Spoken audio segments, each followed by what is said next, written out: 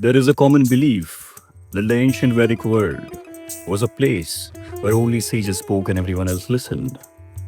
But hidden within the Rig Veda is a dialogue that completely overturns this very assumption.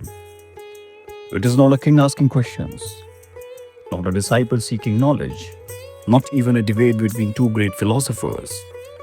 It rather is a conversation between a husband and his wife. The husband is the great sage Agastya, one of the most revered rishis of the Vedic tradition. The wife is Lopamudra, a woman whose wisdom was considered so profound that her own words became part of the Rig Veda itself. Now, what she tells Agastya is so bold, so honest, and so deeply philosophical that it continues to challenge Vedas thousands of years later. This, this is the forgotten dialogue of Lopamudra and Agastya. Among the Vedic seers, Agastya occupies a unique place. Many traditions describe him as the sage who crossed the Vindhya mountains, spread Vedic knowledge to southern India, and possessed extraordinary spiritual power. His hymns appear throughout the Rig Veda. He was known for immense tapas, a life devoted to meditation, discipline, and the pursuit of truth. For Agastya, the highest goal was Brahma. Everything else appeared secondary. Lopamudra was no ordinary queen or wife. She herself is recognized as a seer. The Rig Veda preserves verses spoken in her own voice. Later traditions describe her as exceptionally learned, graceful, and spiritually mature. But unlike Agastya, she understood something equally important. Human life. Human life is not sustained by renunciation alone. The Vedas recognize four aims of life: dharma, a righteous living; arth, material well-being; kama, legitimate human desires; and moksha, liberation. Ignoring any one of these creates imbalance. Years passed. Agastya remained absorbed in austerities, meditation, sacrifice, prayer. The hermitage was peaceful. But there was another silence growing within it, the silence of neglect. Lopamudra watched as the years passed. Youth faded, time never stops. Finally she spoke. Not in anger, not in complaint, but with remarkable honesty.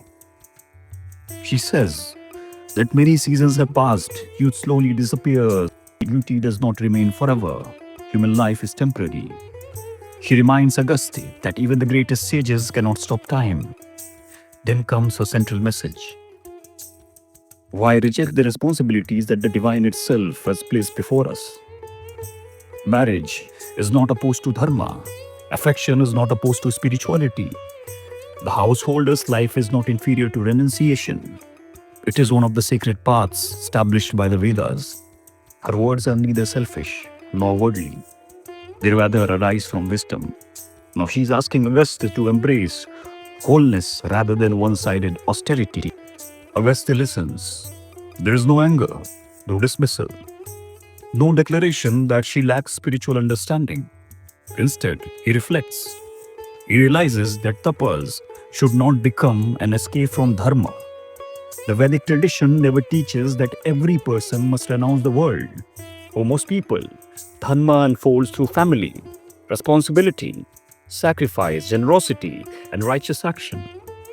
Agastya recognizes that his wife's words are aligned with cosmic order itself. According to later tradition, the couple entered the life of a true grihastha, a householder, and fulfilled their responsibilities without abandoning spiritual wisdom.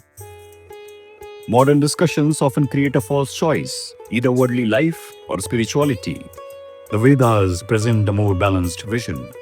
A disciplined householder who lives according to dharma can progress spiritually, just as surely as a forest ascetic. Renunciation is not merely leaving one's home. True renunciation is freedom from attachment. One may sit in a cave and still be full of desire. Another may live amidst family. He may remain inwardly free. Lopamudra reminds us that spirituality should harmonize life, not deny it. One remarkable feature of this hymn is that a woman's voice is preserved with complete authority. The Rig Veda includes several female seers. Among them are Kosha, Apala, Vishwara, Vak Ambrani, and Lopamudra. Their words were not treated as secondary, they became sacred scripture. Now, this challenges many modern assumptions about the intellectual landscape of early Vedic civilization. The dialogue between Lopamudra and Agastya is not about victory. Neither defeats the other. Instead, together they reveal a profound truth. Wisdom does not belong exclusively to ascetics, not to householders, not to men, not to women. It belongs to those who see dharma clearly. Thousands of years ago, the Rig Veda preserved the voice of a woman who reminded one of India's greatest sages that spirituality without balance is incomplete.